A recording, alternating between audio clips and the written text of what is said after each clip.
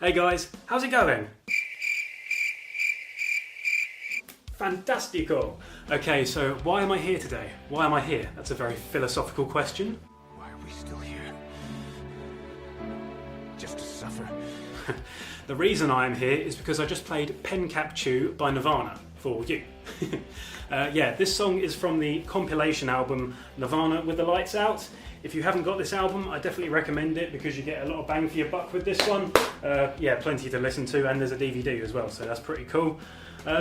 Yeah, so this song was recorded in January of 1988, and it was actually Nirvana's first ever studio session as well, albeit with Dale Crover from the Melvins on the drums. So yeah, it's relatively interesting in that respect. 10 songs were recorded during that brief 5-hour session. 3 of them would find their way onto Bleach in some form or another. Then 4 of the songs would eventually end up on Incesticide, and then the 3 remaining songs would never actually officially be released by Nirvana, but they would find their way onto compilation albums and live recordings. One of these other 3 songs was indeed Pen Cap Chew. Now, during the recording process, while they were playing this song, they actually ran out of tape, and because they were on a very tight budget and not wanting to fork out on another reel of tape for the sake of one song, the producer, Jack Endino, along with the band, decided to just cut this song short and just fade it out halfway through. I think that was a pretty nice way of concluding things because it was pretty much the only option that they had at the time. And I think had we actually heard the whole song, it could have been quite interesting because it did feel like it was building towards something.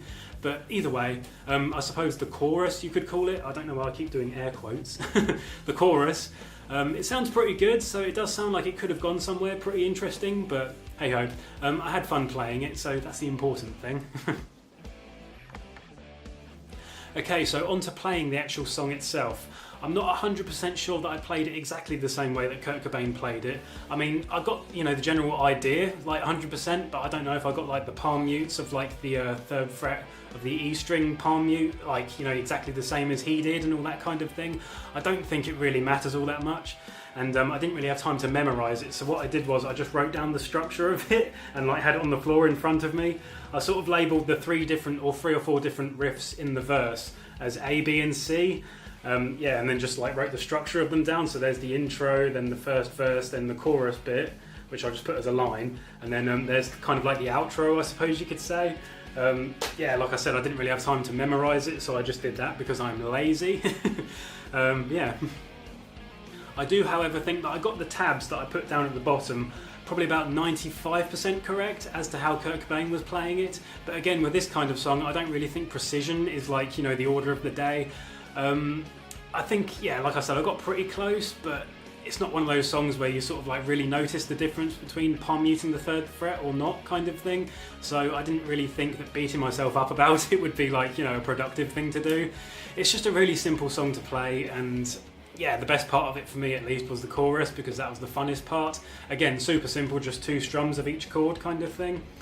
And yeah, I did something different with this video as well.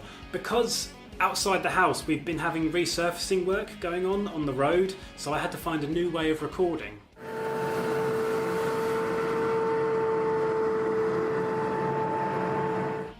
So yeah, it's been fun.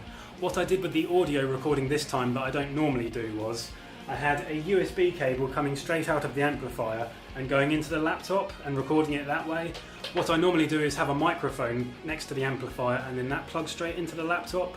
So I don't know if you will notice any difference in the audio quality or anything like that, but the reason I didn't use the microphone is because of all the noise that was going on outside and the microphone was picking it up. So I went for like a different option this time. Again, let me know if you think it sounds better or even if you didn't even notice, to be honest. That's definitely a possibility. I haven't edited the video yet, so I can't tell whether the quality is different or anything, but yeah, I'll find out when I get to that process.